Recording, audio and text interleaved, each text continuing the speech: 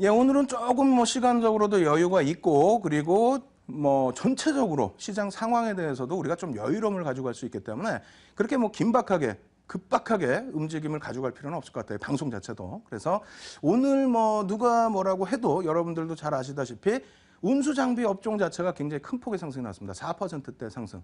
시가총액 비중이 대략 한 8% 가까이 되나요? 7%대 시가총액인데 그 시가총액 비중 대비해서 업종 지수가 4%씩 움직였다?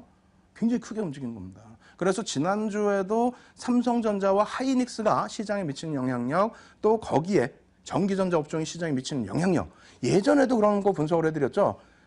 그 화장품 업체들 그리고 화학 업체가 시장에 미치는 영향력 뭐 이런 부분들을 다 해석을 해드렸는데 오늘도 그 부분 차분하게 설명을 드릴게요. 저희 연구원들도 이걸 설명을 해줘도 이해를 잘 못하는 경우가 있습니다. 하지만 이게 굉장히 중요합니다. 왜냐하면 향후에 어떤 업종이 움직여야 전체 시장 지수가 움직일 수 있을까? 그리고 기억나세요? 시장이 올라가다가 2포인트 눌린 날이 있습니다. 2포인트 눌린 날이 있는데 그날 어땠습니까?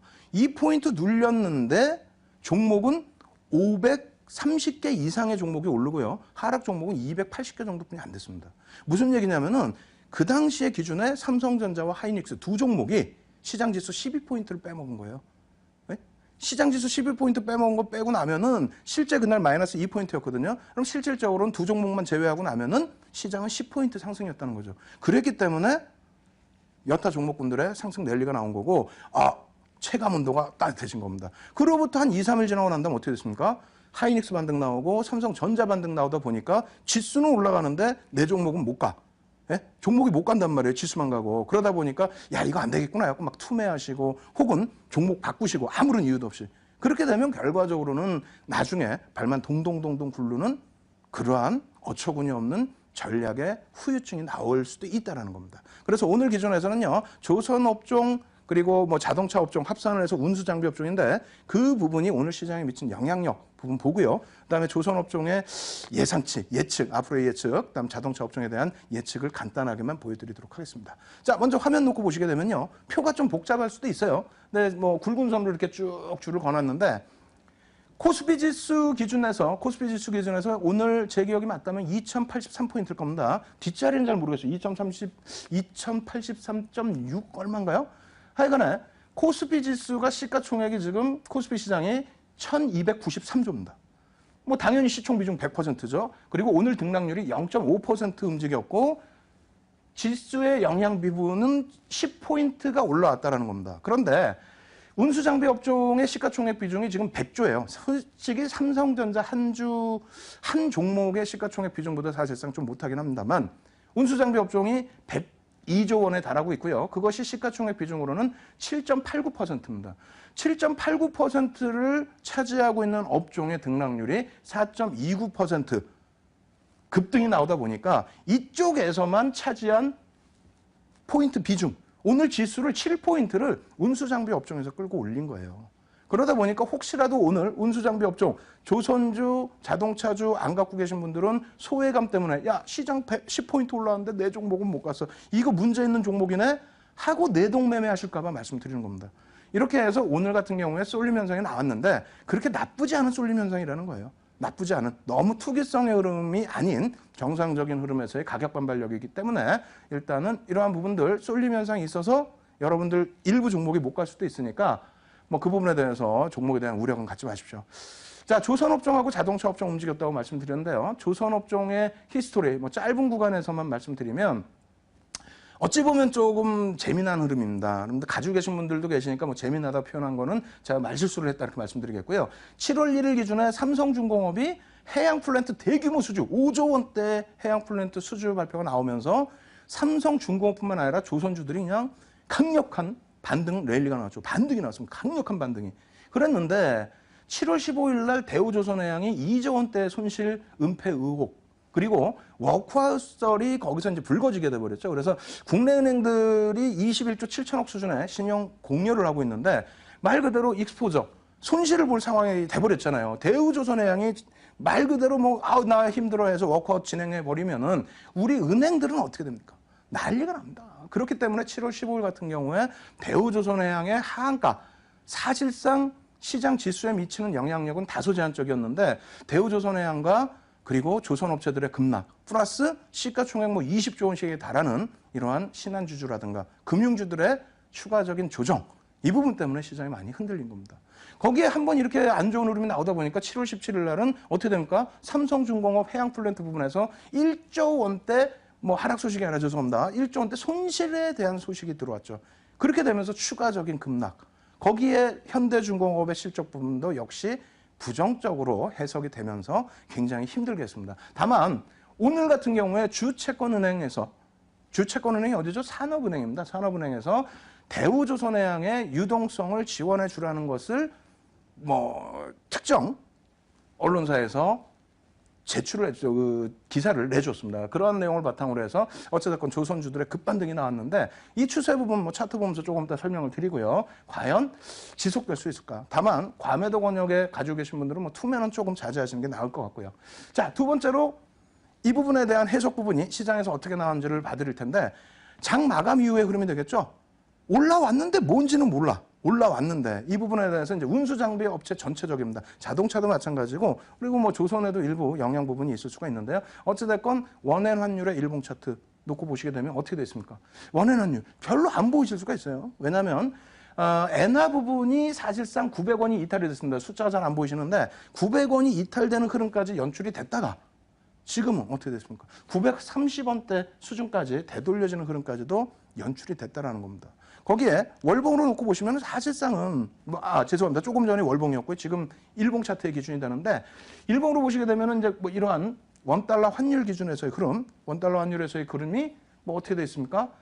가파르게 움직여주면서 수출주에 대한 실적 개선에 대한 기대 요인, 이러한 부분들이 긍정적으로 해석이 됐다는 겁니다. 다시 원엔 환율 일봉으로 다시 볼게요. 아까 이제 뭐 원엔 환율의 월봉이라고 잠시 또 제가 잘못 말씀드렸는데 원엔 환율의 일봉 차트가 맞고요. 그리고 원달러 환율의 일봉 차트 1150원대, 이제 1160원까지도, 그리고 1200원 수준까지도 지금 조심스럽게 예측이 나오고 있는 상황입니다. 이게 적지 않습니다. 굉장히 큰 겁니다. 뭐 10원 정도 움직임에 따라서도 수출주들의 영업 마진이 크게 개선될 수도 있습니다. 그거 염두 꼭 해두셔야 되고요. 거기에 원엔 환율 월봉 차트 놓고 보시면 사실은 어떻게 됐습니까? 사실은 지금 엔화가 2012년 말경부터 해서 급격히 밀려 떨어져 내려온 부분은 아베노믹스였죠. 아베노믹스 때문에 밀려 떨어진 겁니다. 그러는 않는데 뭐 계속 환율 어렵습니다 표현은 드렸습니다만 실질적으로 어떻게 됐어요? 저 앞점 보시면은요 2007년도 6월 달에 700원대까지 밀려 있었어요. 2007년도 6월 달에. 그때 당시에 원달러 환율도 사실은 900원이 이탈이 됐습니다. 그렇다고 해서 뭐 우리나라가 부도가 났습니까? 아니면 우리나라 지수가 2007년 6월에 붕괴가 됐습니까? 2007년 6월이면요 2000포인트 막 날아가고 있을 때예요. 그때입니다. 그래서 사실은 지금의 환율 부분도 그렇게 크게 문제는 없었는데 뭐 아프다 소리를 많이 냈던 구간이 되겠죠. 원달러 환율 부분도 이제 좀 더 놓고 보셔야 되는데 뭐 이 정도의 범위가 원엔 환율처럼 죽겠다의 그런 뭐 힘들다의 그런 수준은 아니고, 말씀드린 것처럼 2007년도 6월 달에 900원 이탈된 것을 감안했을 때, 그리고 현재 기준의 흐름으로 놓고 봤을 때는 저쪽 2003년도 수출주들 막 급등 랠리 나올 때 그때 가격 1140원대 위쪽에 있다는 겁니다. 다시 설명을 해드린다면 원엔 환율, 원달러 환율 전부 놓고 보시되 원달러 환율을 조금 더 긍정적으로 놓고 보셔야 된다라고 말씀을 드리는 거고요. 앞으로 오늘 자동차주가 급등이 나왔다고 해서 원달러 환율 수혜줍니다. 얘기하고 있는데 자동차는 아무래도 엔화의 영향을 조금 더 받을 수가 있죠. 일본하고 경쟁이 또 있지 않습니까? 그런데 원달러 환율, 전기전자 업종의 경우에는 원달러 환율의 영향을 좀 더 받기 때문에 이 원달러 환율의 실질적인 영향, 오늘 사실상 삼성전자는 마이너스예요. 1% 가까운 마이너스로 끝났습니다. 원달러 환율 수혜주다라고 한다면은 어떤 기준을 설정을 해야 돼요? 원달러 환율 기준이다라고 한다면 전기전자 업체입니다. 전기전자 업종, IT주들. 그쪽을 좀 더 수혜주로 놓고 보시고, 오늘 같은 경우에 자동차가 움직였지만 자동차 움직인 솔직한 어떤 내용을 못 잡아낸다 보니까 자동차 환율 때문에 갔어. 뭔 환율 때문에 가요? 제가 볼 때는 또 그렇지는 않습니다. 어찌됐건 월봉 차트 놓고 보고 또 일봉 보면서 쭉 설명을 드릴 텐데요. 자, 자동차 조선주부터 월봉 보면서 쭉 설명을 드려볼게요. 자, 대우조선해양의 월봉 차트인데요. 간단하게 이렇게만 말씀드리고 싶어요. 나중에 이 부분에 대해서 제가 어떻게 합니까? 무료 교육 방송을 추가적으로 진행을 해드리죠. 그러면 대우조선해양 아무리 미끄러져 떨어져 내려와 있어도 1조 5천억 이상의 그러한 시가총액을 가지고 있는 종목인데 제가 몇 말씀 드렸다고 해서 교육 드렸다고 해서 이게 급락이 나오거나 급등이 나오거나 하지는 않을 겁니다. 아시겠죠? 그래서 뭐 여러분들께 다시 강조드리겠습니다만 제가 11시에 그러니까 방송 끝나고 막 뛰어가서 11시부터 방송을 또 인터넷에서 진행을 해드릴 거예요. 교육방송을. 그때 오셔가지고 자세히 들으시고요. 지금은 간단하게 조선주들에 대해서 말씀드리는 부분은 어떤 거냐면 저기 보시면 2007년도에 고점 찍죠. 그죠? 그리고 시장 랠리와 함께 2010년도 또 11년 초반에 고점을 어느 정도 형성을 해줍니다. 그런데 그 이후에는 뭐 거의 힘이 없어요. 지금 우리나라 그 지수 자체가 그래도 긍정적으로 2100포인트 근처에 있지 않습니까? 그럼에도 불구하고 조선주는 밀려 내려가 있다는 겁니다. 거기에 대우조선해양뿐만 아니라 삼성중공업 마찬가지죠. 최고 고점 찍을 때의 기준. 그리고 현대중공업, 조선주의 뭐 대장이라고 할 수 있는데 마찬가지의 흐름이 연출이 됐고 2011년도 초에 한 번 찍은 고점 이후에 계속 밀리고 있습니다. 무슨 내용이냐면 조선업종은 간단하게 이렇게만 말씀드릴게요.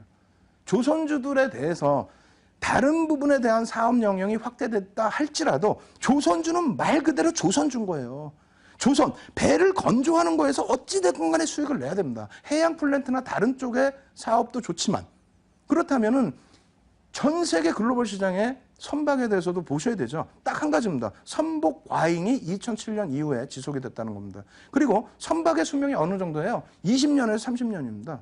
그러면 70년대 초반 이후에 2000년대 초반 그때 조선주 바닥권에서부터 수십 배의 상승 랠리가 나오지 않았습니까? 그렇게 해서 시세가 끝났고 업황이 끝났는데 지금 실적 개선폭 이렇게 들여다보면 구조조정을 통한 실적 개선폭 이건 아니잖아요. 그렇다면은 일단은 너무 제가 뭐 극도하게 나쁜 부분만 말씀드리는 건 아닌가 걱정을 좀 하고 있습니다만 지금 시점에서 무조건적으로 강력한 상승 랠리가 나오겠다. 라는 것보다는요, 업황도 좀 보시고, 펀더멘털 부분도 보시고, 그리고 기술적인 부분도 좀 보시고, 바닥권에서 완전히 좀 돌려질 수 있는 그런 흐름, 그리고 거래량, 이런 부분까지 전부 살피시면서 대응하시는 게 맞다. 지금 한 단계의 반등을 가지고 추세 전환을 논하기에는 어렵다. 이 부분을 말씀드리는 겁니다. 거기에 현대차 같은 경우에 마찬가지예요. 뭐 기술적으로 조그마한 캔들이지만, 지난달 워낙 많이 빠져서요, 망치형의 캔들이 나올 수 있고, 추세 돌릴 수도 있습니다만, 현대차의 저 바닥에 놓여져 있을 때의 환율, 그리고 지금의 엔화 이런 것을 감안했을 때 또 글로벌 시장에서의 흐름 리먼 브러스 터지고 나서 현대차가 날아갈 수 있었던 부분 중에 하나는 환율의 영향도 있었고요. 추가적인 부분이 경기가 어렵다 보니까 소형차에 대한 미국 쪽에서도 소형차에 대한 수요가 증가했죠. 지금은 어떻게 돼 있어요? 실적이 개선되고 미국 쪽도 난 금리 인상할 거야 할 정도로 경기 개선폭이 있다 보니까 어떻게 됩니까? 다시 대형 세단 쪽으로 몰려지는 부분도 있다라는 겁니다. 너무 극단적으로만 설명을 드리는데 어찌됐건 그러한 여러 가지 포지션을 놓고 봤을 때 현재 구간에서 너무 급등이 나왔다고 해서 너무 빠른 기준에서 야 이거 지금부터 해서 엄청난 반등 랠리가 나올 것이다 이렇게 생각만 하지 마시고 과거 데이터도 그때 당시 엄청나게 올라왔던 부분이 왜 올라왔는지 지금은 왜 조정을 받는지 이러한 부분을 조금 넓게 보시면서 대응을 하시라고 말씀을 드리겠습니다. 자 거기에 공부를 또 한번 하셔야 되겠죠.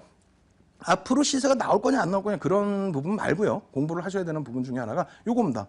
뭐냐면 대우조선해양인데 화면이 조금 안 좋을 수도 있는데 한번 보시면요. 7월 15일 날 놓고 보시면은 개인들에게 620만 주의 물량이 떠넘겨졌어요. 기관이 다 팔았죠. 그래 놓고 뭐 시장 안정화를 어쩌고저쩌고 기관이 팔아놓고 외국인 오히려 매수하는 날 기관이 팔아놓고 물론 뭐 외국인도 공매도 이후에 쇼커버링 물량이 들어왔을 수도 있습니다만 어찌됐건 기관의 물량을 600만 주나 떠안고 30% 하라고 그랬습니다. 그런데 희한한 게 133만 주뿐이 물량을 오늘 안 뺏겼는데 14% 상승해요. 예? 물량은 덜 뺏겼는데 낙폭과대해서 그런 부분도 있습니다만 수급 기준으로 놓고 본다면 조금은 아이러니하죠. 덜 뺏어갔는데 어떻게 올라왔을까? 이 부분이 현대차를 놓고 보시면 더 심각합니다.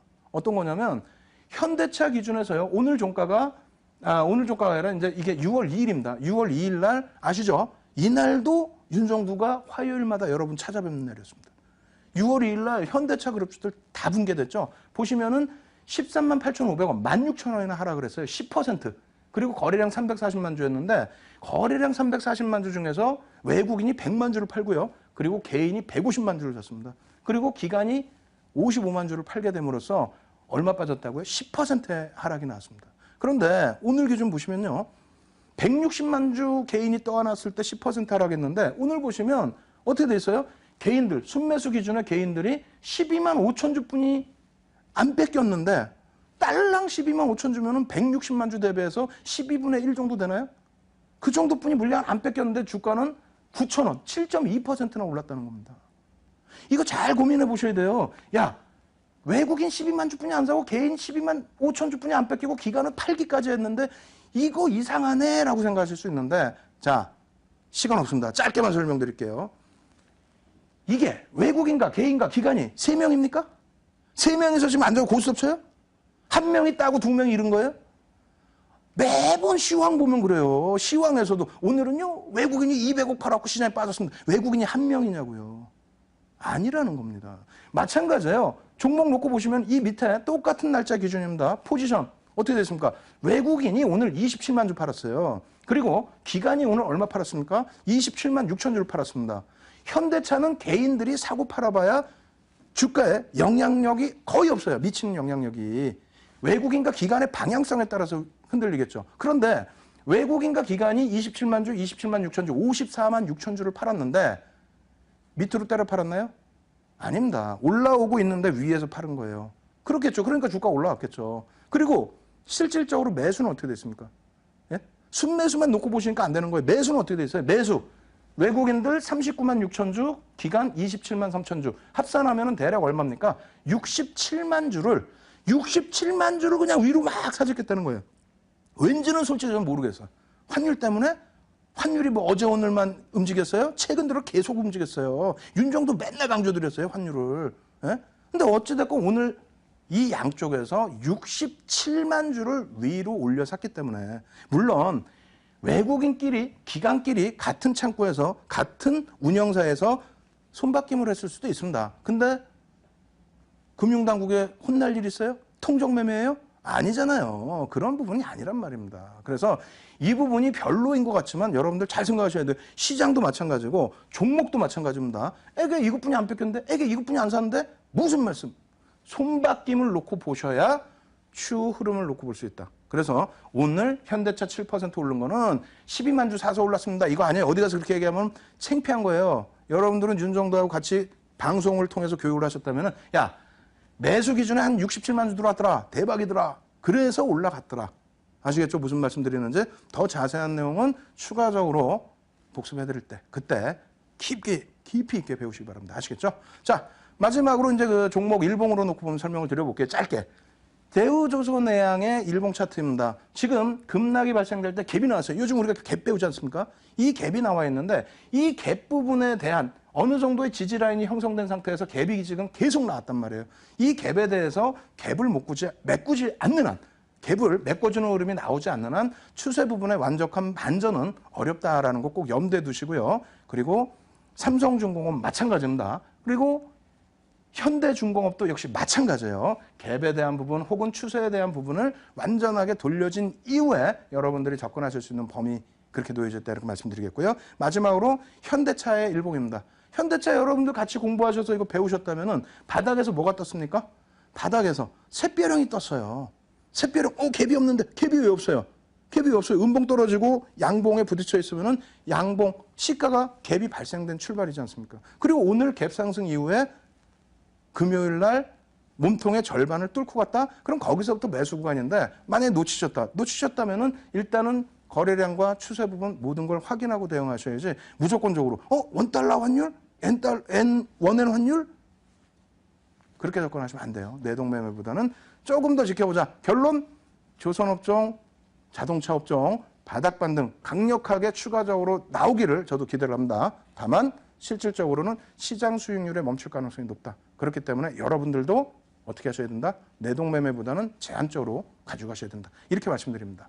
이렇게 해서 이제 오늘 업종에 대해서는 말씀드렸는데 좀 밋밋하죠? 매주 뭐 종목 얘기도 해주고 이거 AS도 해줬는데 왜 오늘은 없을까? 없기는요. 있습니다. 6월 말부터 투매하지 마시고요. 이러한 업종 관심 가지셔야 되고요. 이러한 정책 관심 가지셔야 됩니다.